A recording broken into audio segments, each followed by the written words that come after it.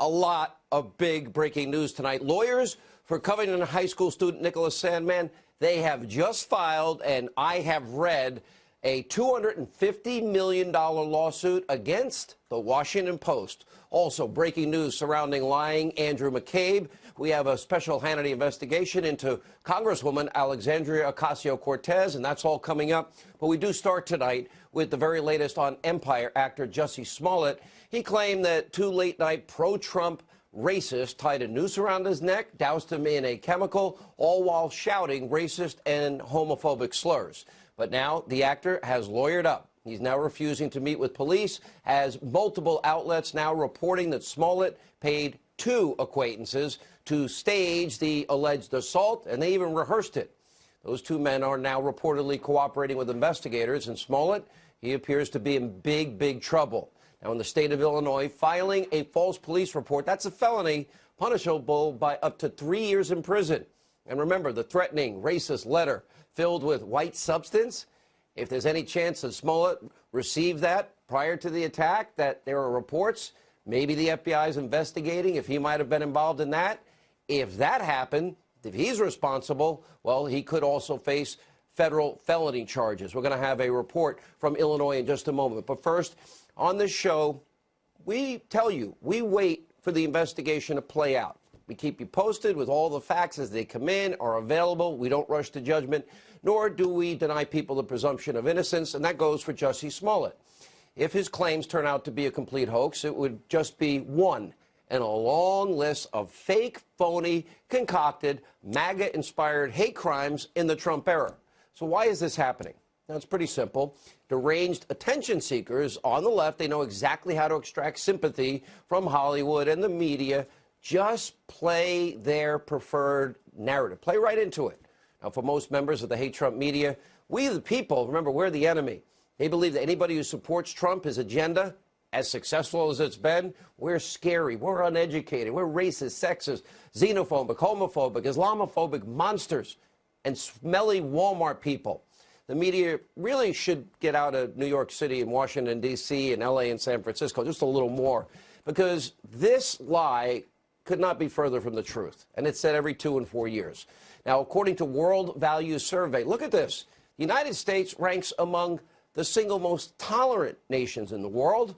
Americans have led the way in charitable giving. The president's sweeping prison reform, giving nonviolent offenders a second chance, widely supported among Trump supporters. This is the greatest, single best, kindest country on the face of the earth. We're the most generous people. The average American, we are inherently good people. But sadly, that doesn't quite fit the left's narrative. So they're always literally willing and ready and able to jump on any story, regardless of red flags, regardless of evidence, to paint any Trump supporters as evil and scary. And we've got the tape, and we'll show it to you. Take a look. Certainly, there are many indications of a hate crime here. They are looking for two suspects who were apparently wearing Make America Great Again hats. It's coming from the President of the United States. He's dog whistling every day. He's separating and dividing. Connect the dots. This is what happens.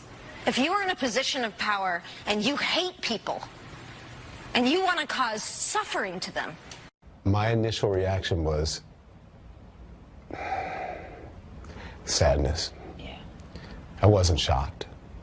This obsession, this rush to paint a huge sector of the American population as racist, evil, pretty widespread. Democratic presidential candidates Cory Booker, Kamala Harris, well, they called the Smollett case, without any evidence, a modern-day lynching. GQ runs the headline, quote, "The racist, homophobic attack on Jussie Smollett is far-right America's endgame." Look at Newsbusters. ABC, CBS, NBC News spent a whopping 157 minutes covering the Smollett case from one perspective. Meanwhile, the same networks, they only spent 24 minutes covering, well, an actual hate crime in 2017 when a young man who happened to be white was kidnapped and tortured by a group of teens shouting anti-white, anti-Trump slurs. Those assailants actually filmed the attack, posted it to Facebook, and were charged with actual hate crimes. And the media cared more about Smollett and his too-good-to-be-true narrative And it's why you rarely see any outrage over what is now a sharp rise, for example, of anti-Semitic attacks in de Blasio's New York, Comrade de Blasio.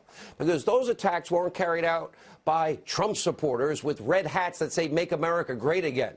Not a concern of the left. Like this brutal attack caught on video. You can see there a Jewish man savagely beaten, allegedly because of his faith, his religion, his ethnicity. Where's the outrage over this real hate crime? And let's not forget about all the attacks on Trump supporters simply because of their political beliefs. Earlier this month in Kentucky, a man reportedly pulled a gun on a couple for wearing a Make America Great Again hat. What is the obsession with the hats? 2 days ago, a Vans shoe store employee launched into a graphic tirade against the teen because he was wearing a Make America Great Again hat. The employee has since been fired. And on Monday, a person reportedly called a 7-year-old kid Little Hitler. Why? Because he had a hot chocolate stand that was raising money to protect the country for a border wall. All of this happened in February. And we're not even halfway through the month. So ask yourself, why are people likely to get assaulted or accosted in the streets because they wear a hat that says they want to make their country great? But according to the left, we're evil, we're bad, we're hateful. Now, this is nothing new for the left. It's an age-old tactic. We can go back to Richard Jewell, the Duke lacrosse case, Ferguson, Missouri, Baltimore, UVA. More recently, Judge Kavanaugh, and more really recently, the Covington High School kid. Rushing to judgment is the left's M.O., and the media as well. No due process, no presumption of innocence. Now, breaking tonight, there are about to be real consequences for those who report fake news, slander, and libel innocent people. Lynn Wood, he is the attorney that previously represented Richard Jewell in his defamation case. By the way, won a lot.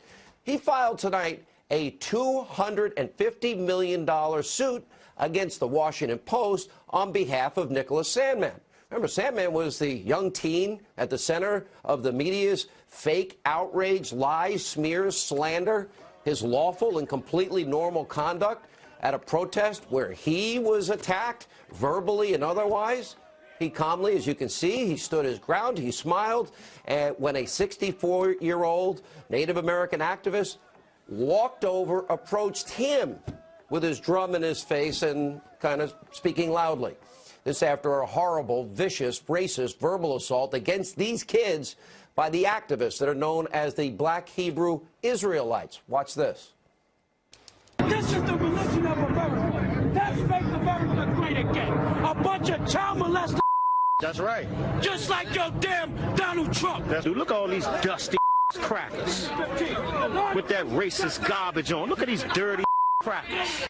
These kids are 15, 16 years old. And despite what you just saw, still members of the media, like the Washington Post and NBC and others. By the way, you guys wait. I know Lynn Wood. Lynn Wood is one of the greatest attorneys in the country. He'll be here tomorrow night. You guys are in for a fight. Vilified an innocent high school student. And according to the suit we have an early copy of, it says, quote, the Washington Post wanted to lead the charge against this child because he was a pawn in its political war against political adversaries. A war so disconnected and beyond the comprehension of a 16-year-old, Nicholas in this case, that it might as well have been science fiction. Now, the suit against the Post says the Post must be dealt with the same way every bully is dealt with, and that is hold the bully fully accountable for its wrongdoing in a manner which effectively deters the bully from, again, bullying other children. In a civil suit, punishment and deterrence is found in awarding money damages to the victim and target of the bully. In order to fully compensate Nicholas for his damages and to punish, deter, and teach the Washington Post a lesson it will never forget, this action seeks money damages in excess of $250 million. By the way, this amount Jeff Bezos, the world's richest person, paid in cash for the Washington Post when his company, Nash Holdings, purchased the newspaper in 2013.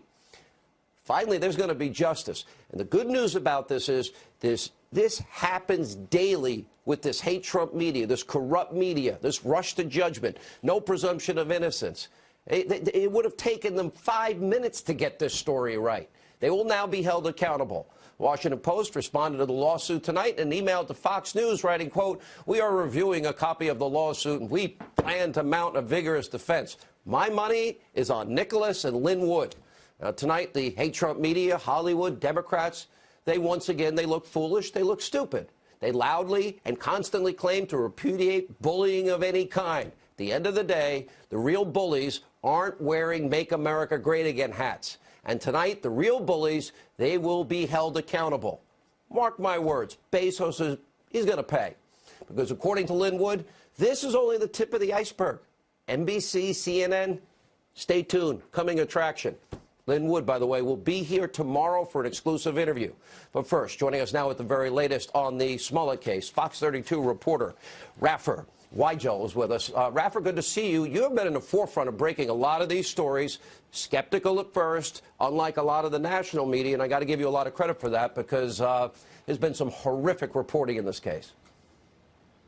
Well, thank you, Sean, and I apologize to have to do this on your show. The name is Raffer. Since this might be one of the only times I'm on your show, I figured I might want to get my name Here I right, say something yes. nice, and you got to take a... No, Raffer, I'm sorry. I know, man. I'm sorry. I apologize. You said something nice to me, and I was biting my tongue on that one. You just hit me right in the back of the head. I'm a great guy. We're getting along great.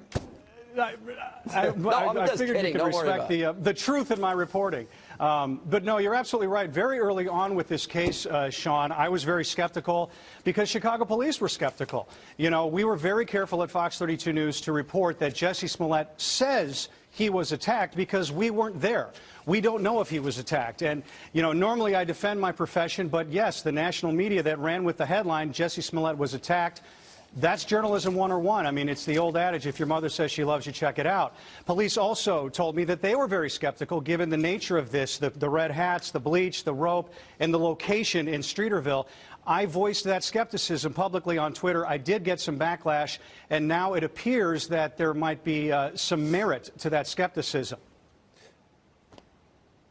As for the very latest on the case right now, the very latest is this is the big news now. State's Attorney Kim Foxx, a Democrat, announcing that she has recused herself from this case. I can tell you that this blindsided Chicago police. She just released a statement a moment ago basically saying that out of impartiality that there could have been, that they had, let me get this right here, that they wanted to address questions of impartiality based upon familiarity with potential witnesses in this case. So this means that Assistant State's Attorney Joseph Maggots is taking over the case.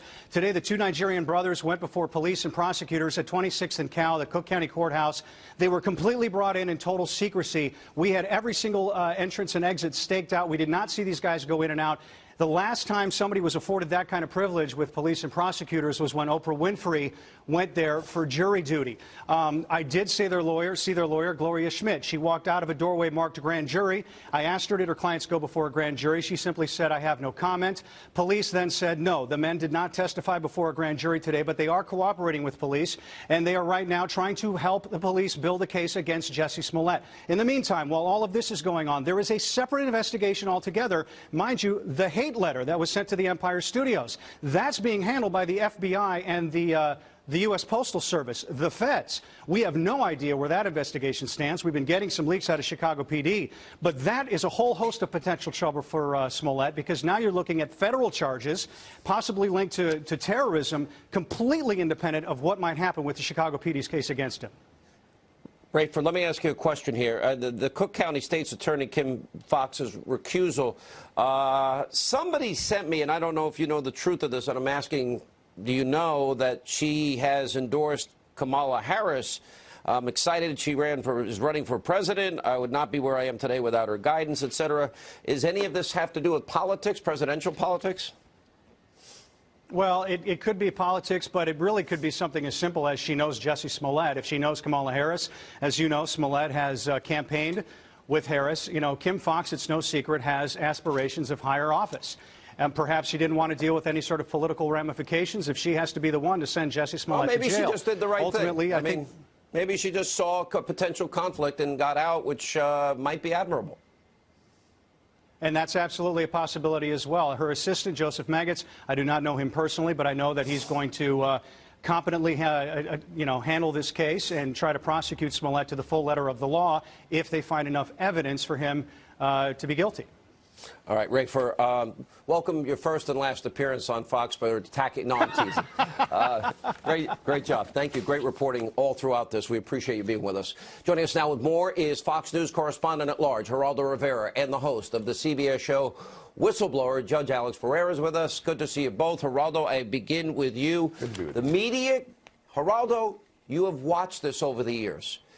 You know, Lynn Wood's lawsuit will be devastating to the not only, you know, like the Washington Post and media companies, it will be devastating to big Hollywood stars. He is an unrelenting, he is a tough attorney, and I'm glad Nicholas and his parents hired this guy. Well, first of all, Sean, I hope this isn't my last appearance. You pronounce my name pretty accurately on a regular basis since we've only known each other 18 years. Yes, listen, first day on the show, hey, Hannity, you suck. You said my name wrong. They really, the cojones, they call that. Sean, listen, first on the Smollett case. This guy played us.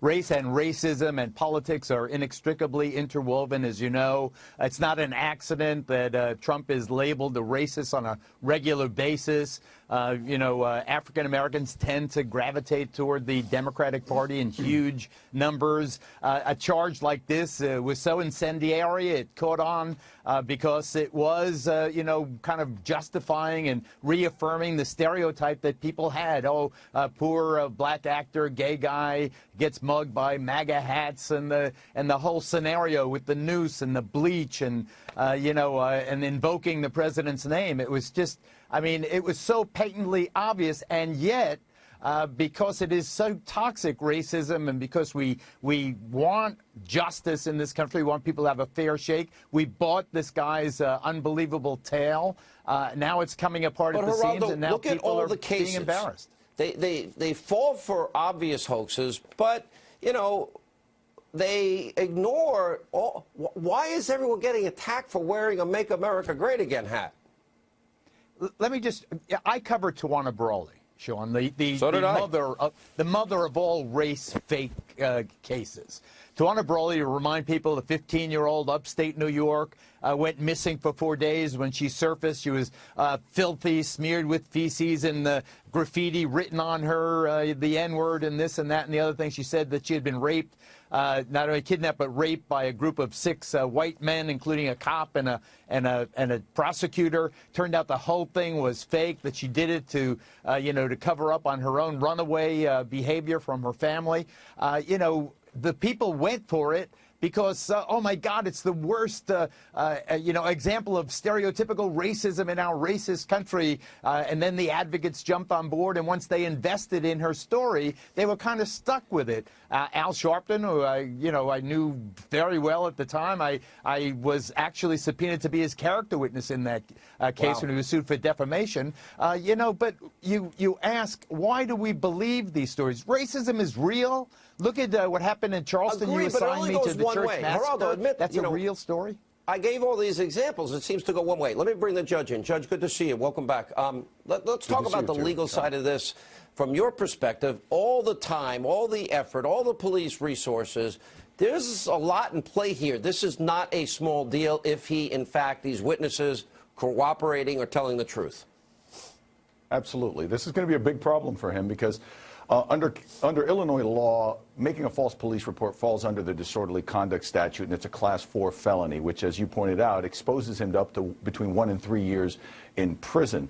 What's going to be the deciding factor in that is, first of all, how much resource did he pull away? Chicago is not a town that can just afford to throw detectives in every direction. They're buried in crime over there. On top of that, there's an indication that he may have been criminally charged and convicted of making false statements to the police before. Those things don't weigh in his favor. If those are true, I could see a judge coming down on him very hard if it turns out that these allegations are true. On top of that, if the mail fraud investigation, or it's not typically used as mail fraud because that requires usually a purchase of products, or lying to a federal officer, as we've seen in many recent political cases, they take that stuff seriously. If that bears fruit, then you're talking about up to 5 years in prison. So he's not in a very light situation right now if this turns out to be the fraud that it's looking like it is. And the red flags that came up at the beginning were clear to police officers. I assure you they were cleared. I don't know why journalists I had people ignored warning me on day one, be careful. You know, I happen to have really good friends, thankfully, in Chicago. Last 30 seconds, Geraldo. I think that this guy really should get his just desserts. He played us like a fiddle, and all the politicians who are not unequivocally condemning him now, shame on them, Sean. All right, thank you both. When we come back, Sarah Carter, big breaking news report you'll want to hear next. Also, John Solomon. Later on, Laura Trump will respond to the very vicious, nasty comments Bernie Sanders made about the president today. And on top of all of that, a big announcement at the end of the show. All right, time for our Hannity Watch on the deep state tonight. Liar, leaker Andrew McCabe, who served as James Comey's right-hand man for years, at the very center of the FBI's witch hunt into Trump-Russia collusion, who, by the way, is under criminal investigation along with others. On March 16, 2018, fired, lying, leaking multiple times under oath. Just read the DOJ Inspector General's report. McCabe is mentioned a whopping 800 times, and not in a good way. The report noted McCabe lacked candor. That means he lied, and referred McCabe to the U.S. Attorney for consideration of criminal charges, along with others. As we speak, he's currently facing that criminal investigation, likely over perjury charges and unauthorized leaks to the press. And now he's out hawking a new book, trying to rewrite history with numerous public appearances, only friendly outlets, all while jumping through hoops to avoid the facts about his difficult relationship with the truth. Take a look. I'm not convinced this isn't just some kind of PR campaign to stop yourself from getting indicted. You were fired at the recommendation of the FBI, which in your book you cite 4 times how great of an organization it is for your lack of candor. I would like you to say right here on national TV that you were not a source for the New York Times, you were never a source for the New York Times or any other publication, considering that's what you're accused of lying about. Basically, were you ever a leaker to the New York Times? Absolutely not. No, not in any time ever. Why did James Comey deny the claim that he approved your leaks to the press? I don't know why Jim Comey doesn't remember the conversations that we had in the same way that I do. Pretty disgraceful. Now, so while he throws his longtime friend and buddy and colleague, the ever so honorable James Comey, under the bus, and he's not so honorable, he had nothing but praise for FBI lovebirds, Strzok and Page. Take a look. Lisa Page and Pete Strzok are good people who served this country well. They made some poor decisions in their private lives and in terms of the communications they exchanged with each other. That's brought incredible grief and scrutiny on the FBI. I'm sure they regret that, but good people make bad decisions every day. Good people serving the country well? You mean when the supposedly nonpartisan, high-ranking FBI officials talking about opening an investigation into Trump as an insurance policy? Oh, with him, in order to literally destroy his presidency, undo a duly elected president. Strzok calling the president an idiot, abysmal. Lisa Page calling Trump loathsome and awful. And Strzok saying that Hillary Clinton should win the election in 2016, 100 million to zero. Zero. This is probably why he rigged the investigation and covered up the crimes we know she committed. What about when they called Donald Trump an enormous bleep, a bleeping idiot? Worse. And let's not forget when Strzok texted that he could smell Trump supporters, us, in a Walmart in Southern Virginia. These two were harboring aggressive, sick, obsessive, compulsive, pro-Clinton, anti-Trump feelings, all while clearing Hillary Clinton of obvious crimes, which we have highlighted over and over again on this show. And then they actively participated in the insurance policy witch hunt against the president, even serving in Mueller's investigation, like all the other Clinton sycophants and Democratic donors.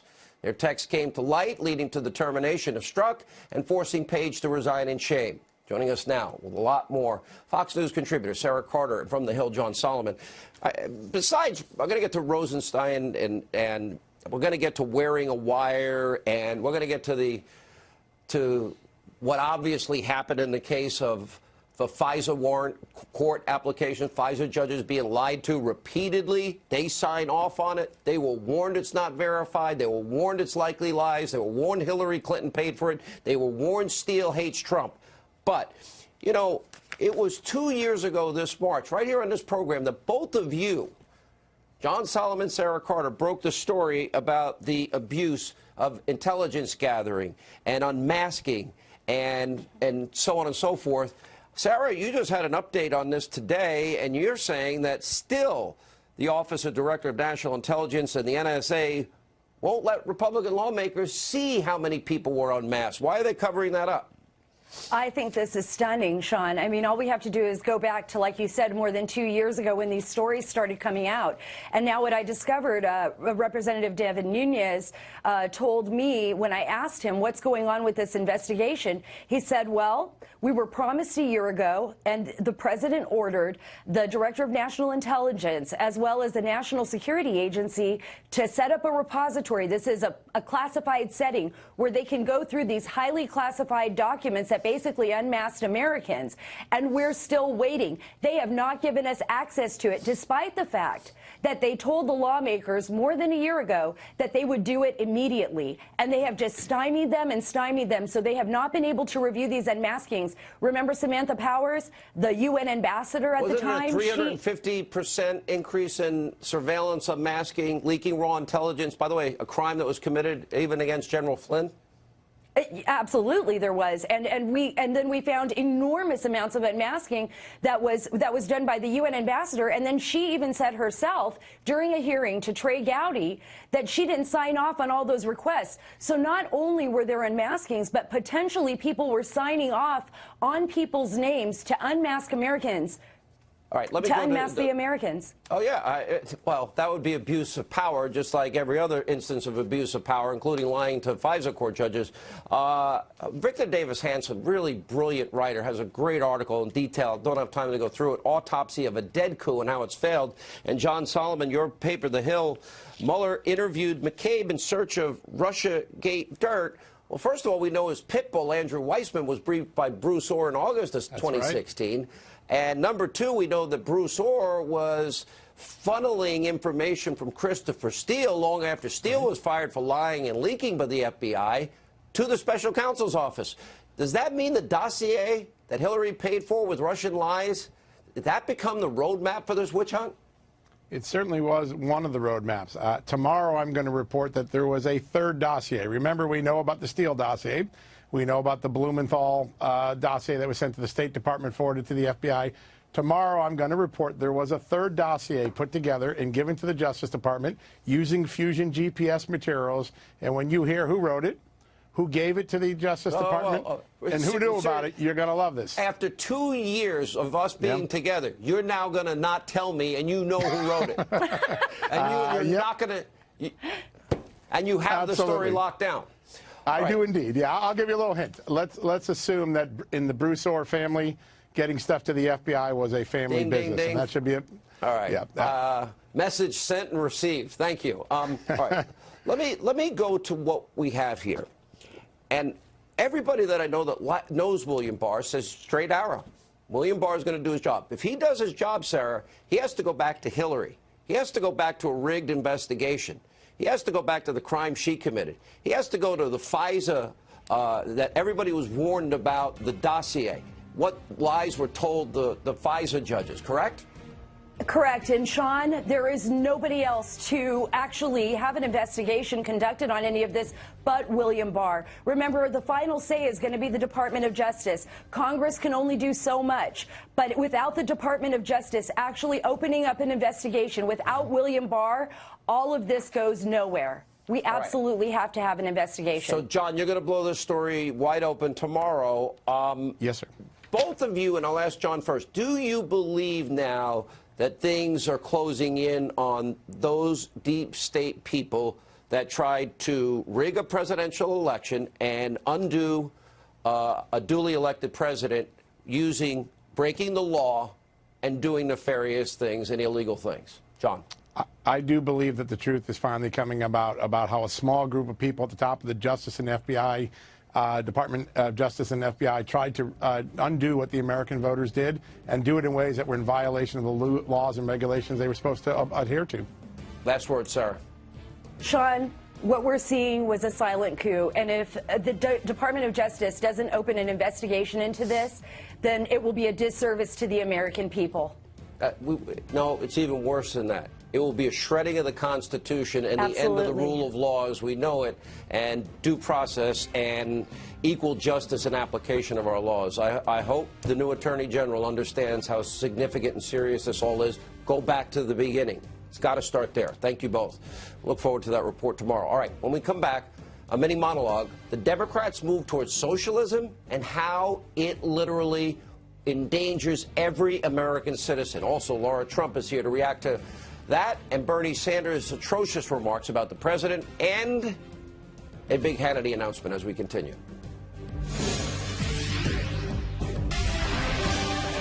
So I've been telling you an extreme, radical, new far left wing is taking over the Democratic Socialist Party, pushing an agenda based on, let's see, higher taxes like 70% top rates, a wealth tax after you've been taxed, basically legalizing government stealing after you paid all your taxes, and more government control over pretty much every aspect of your life, nationalizing industry. And just today, crazy Bernie Sanders threw his hat into the ring, promising even more far-left, extreme, radical socialism. Take a look. What's going to be different this time? We're going to win. We are going to also launch what I think is unprecedented in modern American history, and that is a grassroots movement, John, to lay the groundwork for transforming the economic and political life of this country. That's what's different. We have a president who is a racist, who is a sexist, who is a xenophobe, who is doing what no president in our lifetimes has come close to doing, and that is trying to divide us up. But all of your... All right, we all know Bernie's nuts and a socialist.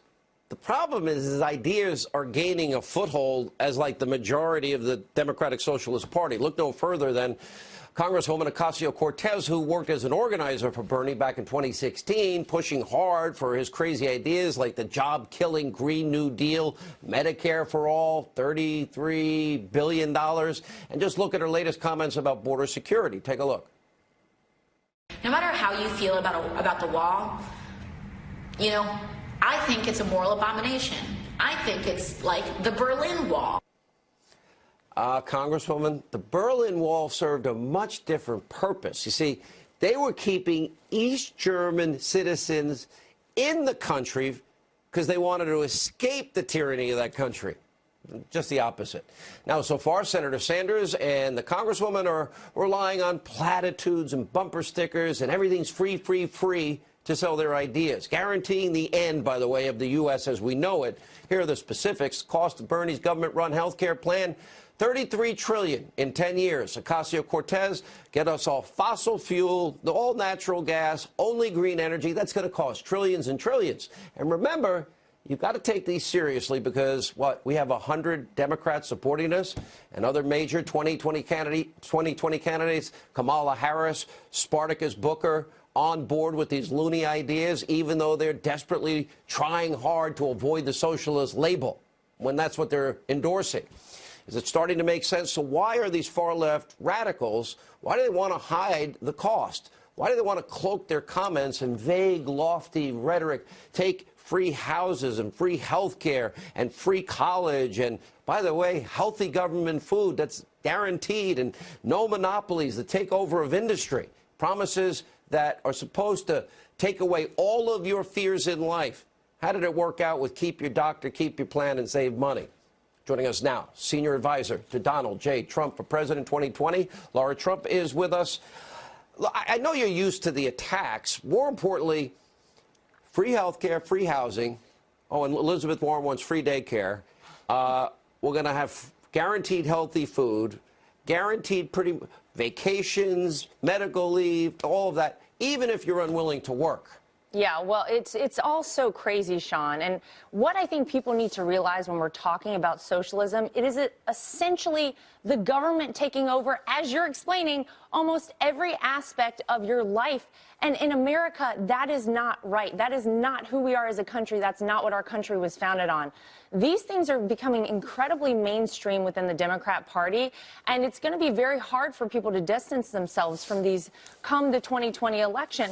I tend to think, let them keep digging themselves in a hole, because the average American in this country, I think, sees how crazy these ideas are and how quickly this would bankrupt our country and lead us down a path much like Venezuela is right now, where, Sean, they're eating dog and cat food to survive. You see that they don't even have beds in their hospitals. They're in deplorable conditions. People are starving to death.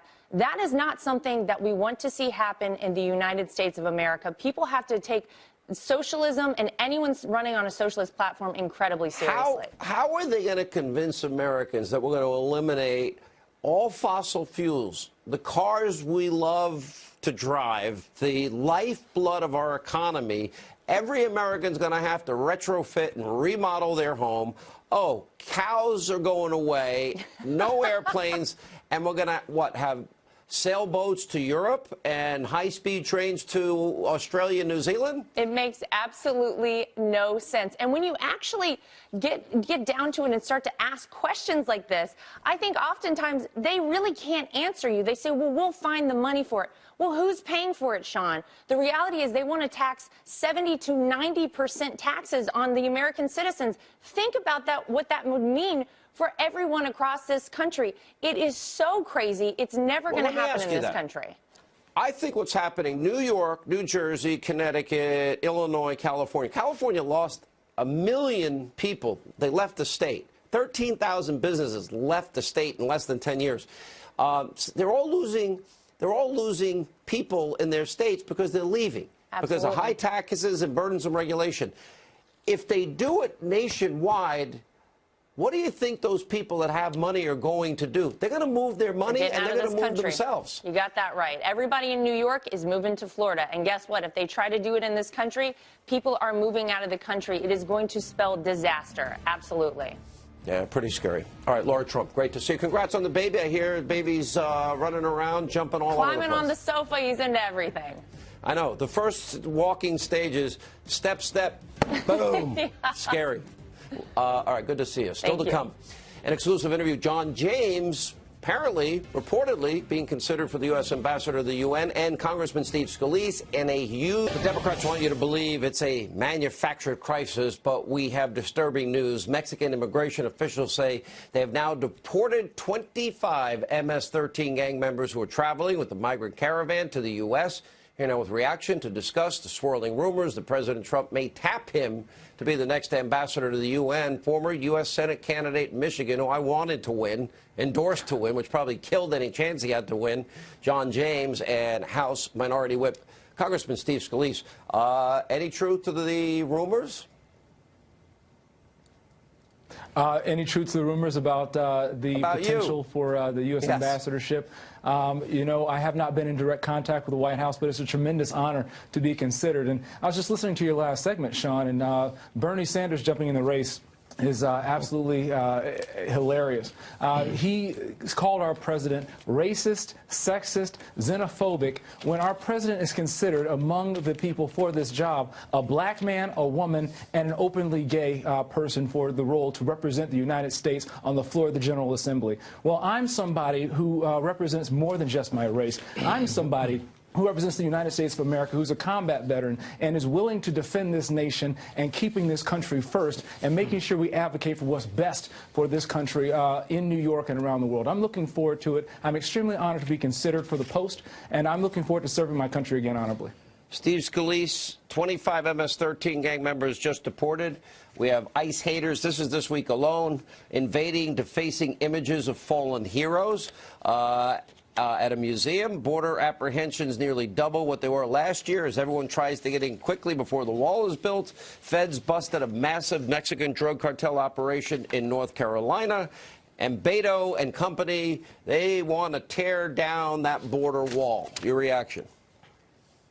Well, Sean, first of all, anybody who tries to claim it's a manufactured crisis ought to first go out and apologize to every one of those angel moms, the parents who have lost loved ones. Look, in my own part of South Louisiana, we had Spencer Chauvin, who was a hero, a firefighter who was killed by somebody here illegally. Sean, just Friday in South Louisiana, there was a person who was here in the country illegally convicted of molesting a child, who was deported in 2016 because of that felony, got back into the country illegally again. Who knows how many more crimes he committed. They just captured him Friday. We have a serious crisis at our border. You can't have such an open border where you literally have people who were deported for being child molesters that are able to come right back into this country unchecked, and Democrats are okay with that and call it a manufactured crisis. I don't think it's funny because there's 4,000 homicides in a two-year period, 30,000 sex assault, John James, in a two-year period, 100,000 violent assaults. Oh, well, by the way, Nancy Pelosi is saying no, ICE will not be alerted if illegals fail gun background checks. Okay, well, that makes a lot of sense. Well, you know, I absolutely support securing our borders, and I think that we need to make sure we give ICE and our Border Patrol and security personnel all the resources they need. Look, you can't control every variable, but you better doggone well control the variables that you can. And if you can do more to secure our border, if you can do more to keep our families safe, our president's #1 job, his #1 job is to enforce the laws of this country and to keep Americans safe. And I don't see it as controversial for our president to finally keep his promises that other presidents have made to secure our borders and keep Americans safe. Our president is actually doing it. So I don't find it controversial to keep Americans safe, and I'm looking forward to doing everything I can to do that. How is it possible, though, between cartels, gangs, 90% of heroin, Steve Scalise, fentanyl, the homicides I mentioned, the sexual assaults I mentioned, the violent assaults I mentioned, angel moms and dads, how is it possible they could even suggest manufactured? Well, you know, this has become a real problem for the Democrat Party when you see this denial. Look, the Americans across the board believe in national security and border security. They know what's going on. They know that President Trump said that he's going to secure our border, and he's following through on that promise, and frankly, he's going to be rewarded by it. And any of these open border Democrats, I hope they continue to push back because it shows the divide. President Trump's working to keep our country safe. Thank you both. And John James, I hope there is a position for you in the administration. That'd be great. When we come back, our villain of the day, one of the most deranged commentators in fake news. We've got the tape and my big announcement. I'm pretty happy about this. Well, some parts of it. Straight ahead. Love that animation. All right, our villain of the day, frequent guest on Fake News CNN. Take a look. I think the correct term is not treasonous, but patriotic. I mean, they are thinking about the national security of the United States. One of the dumbest lawyers in the country. All right, now to your mail. Arnold wrote on Twitter, when you make everything free, you forget a very important point. Who the hell's paying for it? It's a great question. Gary writes, I sure hope the Dem 2020 hopefuls are not flying around the country in big airplanes, creating a big carbon footprint, dirtying my air while on the campaign trail. They should take one of those high-speed trains. All right, our big announcement time. All right, starting on Monday, we will be broadcasting live from Vietnam ahead of the historic second summit between the president and North Korea's Kim Jong-un. I will also have an interview with the president after they meet, an exclusive interview. Unfortunately, that's all the time we have left. We are not the Destroy Trump media. But let not your heart be troubled. The news continues. Laura Ingraham is in the swamp. So, Hannity, are you going to spend, like, the next week? Should we have your mail forwarded to Vietnam? Because this is quite a trek you're making. You got burner phones because they want to hack into your real phone, no communications, and, you know. Why couldn't they do it in Hawaii? Next time you interview the president, why not Hawaii? Hey, I have another question. Is your MMA trainer coming with you?